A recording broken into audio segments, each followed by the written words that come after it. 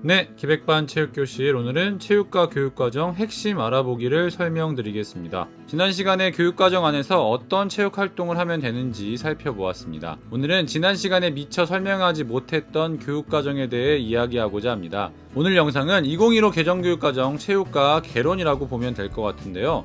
이 영상을 통해 체육 수업에서 꼭 필요한 교육과정에 대해 가져가시면 좋을 것 같습니다. 우선 교육과정의 구성입니다. 교육과정 앞부분에 보면 이런 페이지가 있습니다. 교육과정 목차인데요. 여기 보시는 것처럼 교육과정 안에는 성격, 목표, 내용체계 및 성취 기준, 그리고 교수학습 및 평가의 방향이 있습니다. 이것들에 대해 하나하나 살펴보겠습니다. 우선 체육과의 성격입니다. 가장 중요한 내용은 이 한 문장입니다. 신체 활동은 체육을 타 교과와 구별 지을 수 있는 가장 핵심적인 요소이다.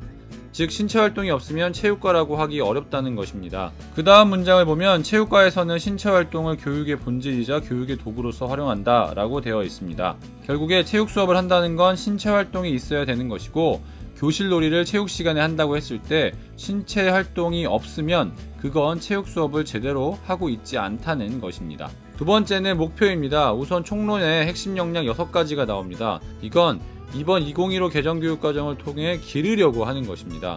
어떤 과목을 배우든 이 6가지를 기르는 방향으로 가야 합니다. 체육과에서는 4가지 교과 역량이 나옵니다. 이번 2015 개정교육과정의 가장 큰 특징은 역량 중심 교육과정입니다. 각 교과목마다 중요하게 여기는 교과 역량이 있고, 그 역량들을 기르면 총론의 핵심 역량 6가지가 길러진다고 합니다. 체육과에서는 건강관리 능력, 신체 수련 능력, 경기 수행 능력, 신체 표현 능력 4가지가 교과 역량으로 제시됩니다. 그런데 이 4가지가 핵심 역량 6가지랑 연관되어 있습니다. 그리고 이것들이 수업에서의 목표가 될 수 있다는 게 중요합니다.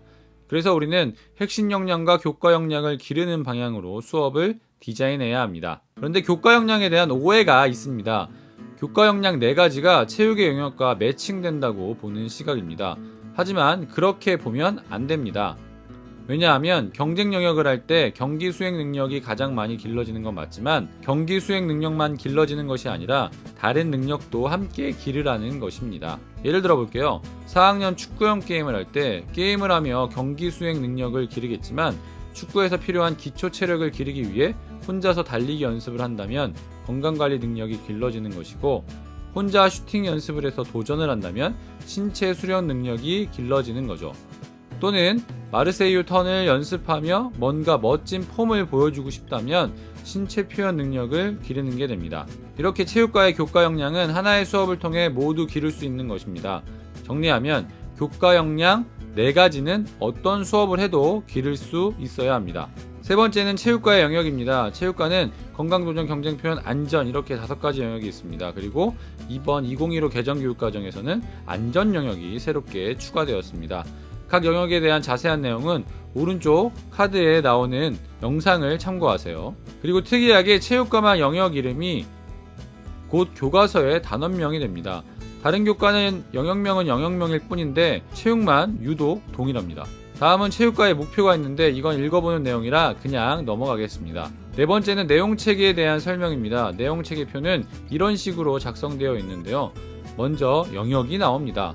그리고 핵심 개념은 해당 영역을 배우고 난 다음에 아이들 머릿속에 남는 지식을 의미합니다. 여기서는 건강관리, 체력증진, 여가선용, 자기관리라는 단어가 머릿속에 남는다는 거죠. 그 다음 일반화된 지식은 핵심 개념을 좀 더 풀어 쓴 거라고 보시면 됩니다. 이제 내용 요소가 나오는데요. 결국에는 이게 우리가 학생들을 가르치게 되는 컨텐츠가 됩니다. 건강 영역 3학년에서는 건강한 생활 습관, 운동과 체력, 자기인식 이런 걸 가르치라는 거죠.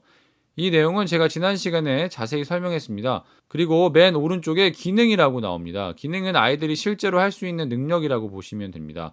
여기서는 평가하기, 계획하기, 관리하기, 실천하기를 아이들이 경험할 수 있게 하라는 것입니다. 그래서 여기서 내용 요소랑 기능을 합쳐보면 의미 있는 문장이 나오는데요. 예를 들어 건강한 생활 습관을 계획하고 실천할 수 있다 라던가 자신의 운동과 체력을 관리한다 라와 같은 문장이 나옵니다. 여기서 중요한 포인트는 내용 요소랑 기능이 합쳐지면 성취 기준이 된다는 것입니다. 이 뒤에 나오는 성취 기준이 이런 식으로 교육과정 개발자들에 의해 만들어진 것입니다. 결국 우리도 내용 요소랑 기능을 가지고 다양한 성취 기준을 만들 수 있습니다. 다섯 번째는 성취 기준입니다. 성취 기준은 지난 영상에서 이야기했지만 학생들이 반드시 달성해야 할 기준입니다.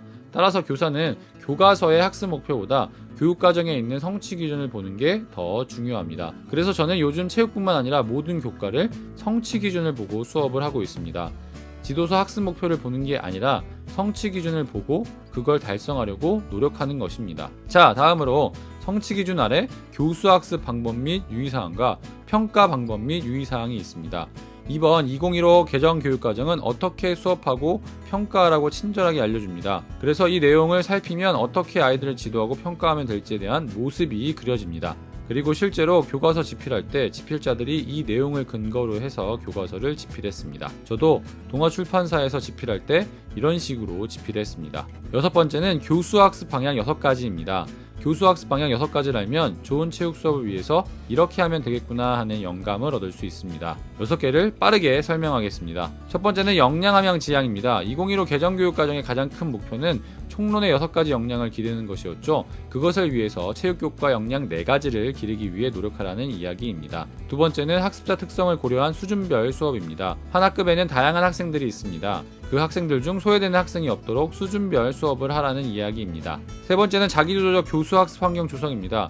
요즘 교육의 방향은 학생 스스로 참여하며 공부하는 형태입니다. 결국 학생들이 자기주도적으로 학습할 수 있도록 교사는 그런 여건을 마련해 주라는 것입니다. 네 번째는 전인적 발달을 위한 통합적 교수학습입니다. 우리가 체육 시간에 하는 신체 활동은 직접 체험 활동에 해당합니다. 그런데 이것만 하지 말고 읽기, 쓰기, 조사하기, 토론하기, 감상하기와 같은 다른 교과에서 할 법한 것들을 함께 하라는 것입니다. 그래야 채덕지를 모두 갖춘 전인을 기를 수 있다는 것이죠. 다음으로 다섯 번째로 맞춤형 교수학습 방법의 선정과 활용입니다.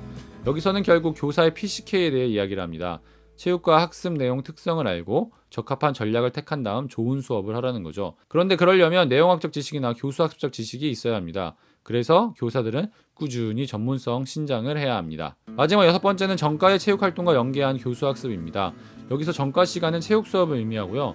그 외의 시간에도 체육활동을 할 수 있게 학생들에게 과제를 제시해 주라는 것입니다. 건강 영역에서 수행 평가를 할 때 집에서 할 수 있는 홈 트레이닝을 제시한다던가 저녁에 농구 드리블을 연습할 수 있게 하는 것을 의미합니다. 그리고 이게 생활체육에 연결될 수 있는 것입니다. 이제 마지막 평가입니다. 평가는 읽어보면 그렇게 특징적인 내용이 없습니다. 제가 이해가 부족할 수 있지만 그냥 두루뭉술한 내용이라고 생각합니다. 그래서 평가는 각자의 몫으로 맡기고 다음 영상에서 평가에 대한 이야기를 더 하도록 하겠습니다. 제가 2017년과 2018년 교육부에서 개발한 교수학습 자료 집필에 참여했는데요. 거기에 실린 내용을 보여드리며 평가에 대해 더 이야기해 보도록 하겠습니다. 평가는 다룰 내용이 많으니까요. 네, 기백관 체육교실 오늘은 체육과 교육과정 핵심 알아보기에 대해 설명드렸습니다. 긴 시간 시청해주셔서 감사드립니다. 우리가 하루살이 체육 수업을 하지 않고 체육 수업 전문가가 되려면 교육과정을 이해해야 합니다. 이번 기회에 체육 교육과정을 한번 훑어보시면서 체육 수업에 대한 자신감을 가지시면 좋겠습니다. 안녕히 계세요.